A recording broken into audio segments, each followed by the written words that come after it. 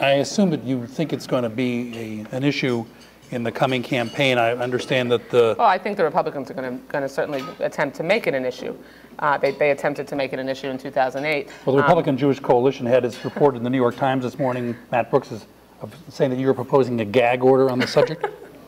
Yeah, well, you know, I take it, one of the most tremendous sources of pride for me is that I am the first Jewish woman to represent the state of Florida in Congress.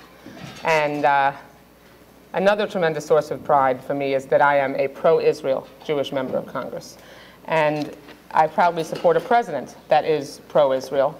What I think is unfortunate, and what I suggested along with others, including members of the Republican Jewish Coalition that are not the executive director of that organization, is that we need to make sure, like AIPAC pushes for, like Jewish Federation pushes for, like ADL and every major Jewish organization pushes for in this country, we need to make sure that Israel never becomes a partisan issue.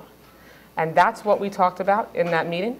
We have the Prime Minister, at the end of that meeting, what he said as it relates to that portion of the discussion was that when it comes to Israel, we need to erase the aisle.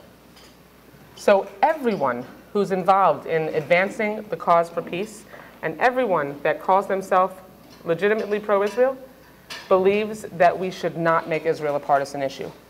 Unfortunately, I think there are organizations that claim to be pro-Israel that are partisan first and pro-Israel second.